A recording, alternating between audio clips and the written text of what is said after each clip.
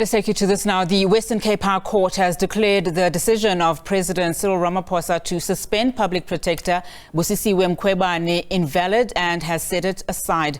Advocate Dali Mpofu announced the court decision during the Parliamentary Inquiry into Mkhwebane's fitness to hold office. Let's get some legal reaction on the court judgment on Advocate Busisiwe Mkhwebane's suspension now, which has been found to be unconstitutional. We're now joined via Zoom by legal analyst Sinawo Makangela. Thank you so much for your time, sir, this afternoon. What does this judgment mean, particularly for Advocate Mkhwebane going forward? Good afternoon to the viewers at home. In fact, I think it raises some hopes that maybe she may get back her position. But however, the declaration of this invalidity depends on the confirmation by the Constitutional Court. So it means for now, until the Concord confirms it, it will just be withheld. In fact, it says here, according to section 172, subsection 2 of the Constitution, an order of constitutional invalidity against the president has no force unless it's confirmed by the Constitutional Court, as you say. So what are the next steps? Yes. So what it means is that because she's the one who took this matter to the Western Cape High Court, she will now have to facilitate it to ensure that all the papers are filed, they're serving before the Constitutional Court, so that the Concord can deal with this matter expeditiously. Remember, this matter served as an urgent application in the Western Cape High Court. So in the same spirit, her team will have to prepare papers according to the rules of the Constitutional Court to ensure that the matter gets to be heard on an urgent roll by the Concord. Now, when you mentioned, some positive... No, continue. So that there's finality. So that there's finality on the matter. Remember, this matter talks to what is currently happening in Parliament. It has been ongoing. I think this is the 3rd month now. So that's why you need certainty. That's why you need finality on these matters. You need finality on litigation so that you know that certain aspects are settled in our law. So I believe that as well, her and her team, they will make sure that they move with speed to bring this matter to the attention of the Constitutional Court so that it can confirm that order of the Western Cape High Court.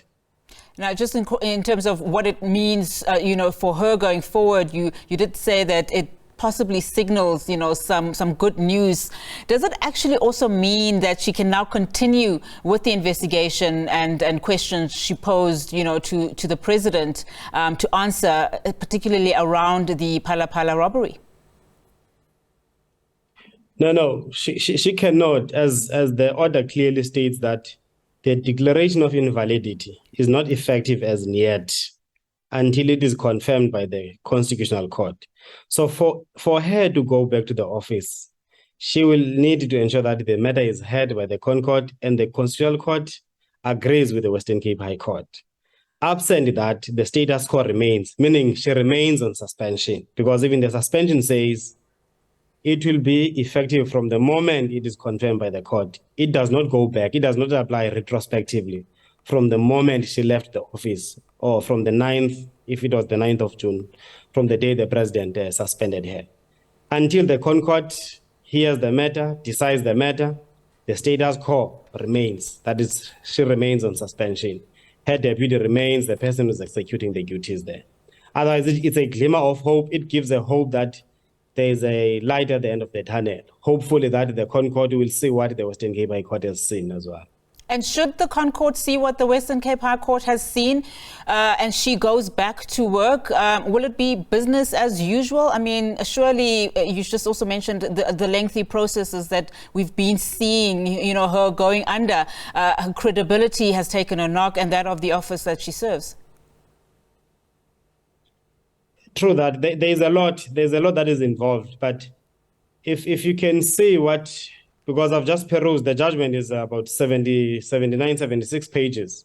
So I've perused it. One of the issues is the rushing of the processes, is to ensure that not all processes are above board. Because the court says it is finding it very difficult to say the conduct of the president was not retaliatory to the PP, because there were about 6 investigations. Even though those pending investigations actually what the PP in her case mentioned was the Phala one, of which it was a recent case. In fact, Phala came whilst there were other investigations that were pending. So the court says, well, it's difficult to say it's not retaliatory from the side of the president when he took those decisions. At least if you talk about somebody being biased, even if there's no actual biasness, once there's that apprehension, there is a reasonable belief that you are doing this because you are being investigated. So it taints the process, as well as what the parliament has done, because there was a court from the Constitutional Court there. So the parliament just continued without amending its own rules, because there was a question about it, the rules. That's what she took to the Constitutional Court earlier. So the parliament did not just amend the rules, because she's alleging that the parliament just continued without amending those rules.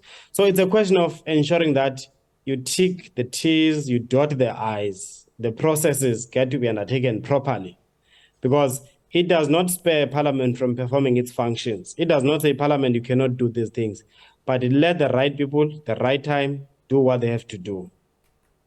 Mr. Makangela, thank you so much for your time this afternoon. Really do appreciate it. Of course, that's the legal analyst, Sinawo Makangela, who is weighing in on this ruling, the Western Cape High Court declaring the decision of President Cyril Ramaphosa to suspend Public Protector Busisiwe Mkhwebane invalid, and has set it aside. A glimmer of hope, he says there, for the advocate.